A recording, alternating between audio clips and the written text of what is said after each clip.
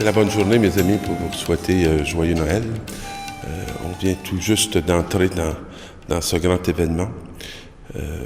Noël est une fête éminemment familiale et tout le mystère de Noël est beaucoup enraciné dans la réalité de la Sainte Famille.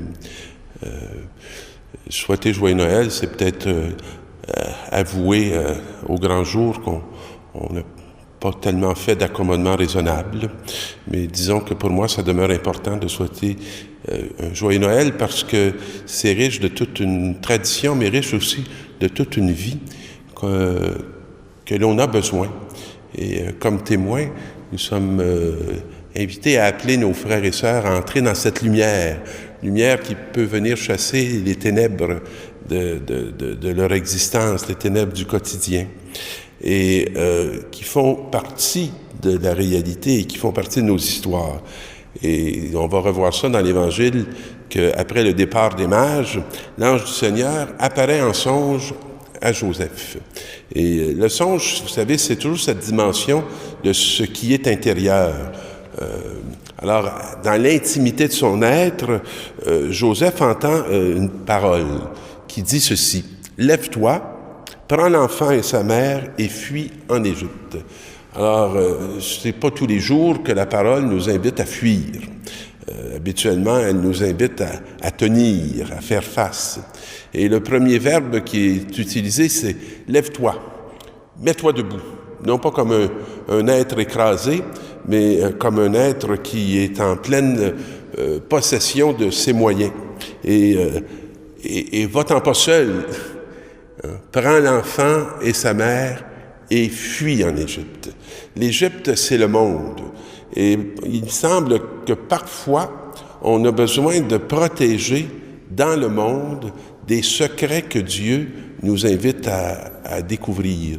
Je pense à Mère Teresa, qui était entrée dans une communauté religieuse et qui soudainement va se retrouver dans une situation tout à fait nouvelle en ouvrant des mouroirs. Ce n'était pas la réalité de la communauté à laquelle elle appartenait, mais c'est à travers ce chemin-là qu'elle a découvert le monde de l'Inde et qu'elle a entendu dans l'intimité de son cœur un appel à se lever, à se mettre debout devant une réalité qui dépassait de beaucoup l'ensemble des gens qui y étaient confrontés.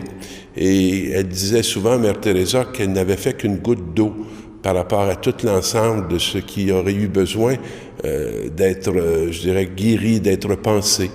Mais donc, elle s'est mise debout et elle est allée dans ce monde, mais elle y est allée avec sa foi, elle y est allée avec son Dieu. Et elle a entraîné des hommes et des femmes à sa suite à reconnaître Jésus-Christ dans la dignité de ces personnes qui mouraient dans des conditions souvent affreuses. Et on nous dit, reste là-bas jusqu'à ce que je t'avertisse, car Hérode va rechercher l'enfant pour le faire périr. Il y a probablement des trésors dans vos vies, il y a probablement des trésors dans vos cœurs qui méritent d'être protégés et de ne pas être exposés indûment.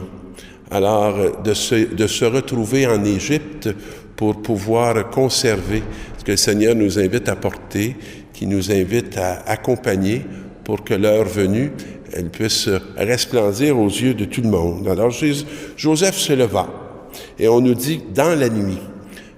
J'aime beaucoup l'expression parce que ça arrive très souvent dans nos vies que tout n'est pas clair. Quand j'ai entendu l'appel d'adopter mon fils, moi qui venais d'être ordonné et qui avait à peine 9 mois d'ordination, comment ça se ferait, comment ça s'accomplirait, comment ça se réaliserait, il y avait plus d'ombre qu'il y avait de lumière. Alors, dans la nuit, Joseph se leva. Et c'est souvent les seules conditions qu'on a pour se lever. Il faut accepter que la lumière, c'est pas nous. La lumière, c'est quelqu'un d'autre qui va nous la révéler à chaque pas. Alors, il prit l'enfant et sa mère. Et donc, il conserve toute cette richesse d'alliance et il assume aussi toute sa réalité d'homme, je dirais, d'être porteur de Marie et de l'enfant. et il va se retirer sur une terre étrangère.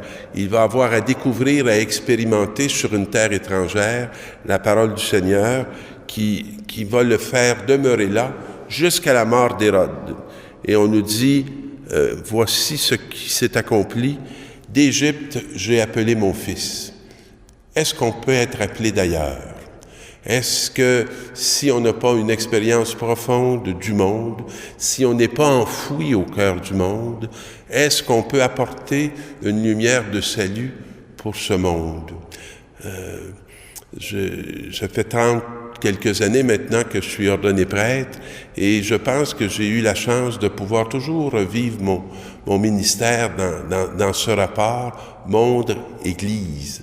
Parce que j'ai travaillé surtout pour des sociétés d'État. Pour certains, j'étais comme un homme qui n'était pas d'Église, alors que pour les gens où j'étais évidemment un homme d'Église. C'est comme un contraste. Mais moi, au cœur de cette réalité dans laquelle le Seigneur me plonge, et me plonge depuis fort longtemps, j'ai entendu toute sa fidélité. J'ai pu expérimenter l'amour qu'il a pour ce monde tel qu'il est, et monde auquel j'appartiens.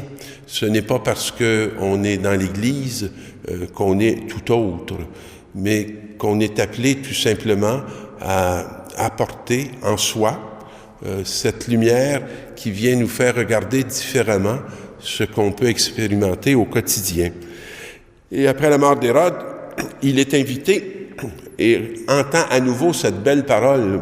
« Lève-toi, prends l'enfant et sa mère et reviens au pays d'Israël, car ils sont morts, ceux qui en voulaient à la vie de l'enfant. » Après toutes ces années de vie commune avec mon fils, après toutes ces années de chemin auprès des personnes handicapées, je crois bien que cette réalité s'est inscrite et a fini par être bien adoptée elle aussi par l'Église avec laquelle je fais corps, et qu'on est capable d'y voir toute la bienveillance de Dieu et tout le sens d'un ministère qui s'inscrit auprès de petits. Parce que ces petits appartiennent au corps qui est l'Église, même si souvent actuellement ils sont plus dans des mains d'institutions catholiques, ils sont dans des institutions qui sont civiles, mais leur être, leur personne, leur mystère s'éclaire à même le mystère de Jésus-Christ. Et pour nous d'y être présents, c'est ce qui nous permet d'être en vérité ce que le Seigneur nous appelle à devenir, des prêtres, des baptisés, des témoins. Et Joseph se leva et il rentra au pays d'Israël. J'aime beaucoup mon appartenance diocésaine. J'aime beaucoup être à la fois un homme de Montréal et un prêtre de Montréal. Et je crois qu'il est bon pour chacun de nous de pouvoir ajuster et adapter l'appel qui est inscrit au plus profond de nous pour qu'il puisse être entendu et résonner pour les hommes et les femmes d'aujourd'hui. Alors, sur ce chemin de retour, il va à nouveau en songe être invité à se retirer dans la région de Galilée et d'aller habiter la ville de Nazareth.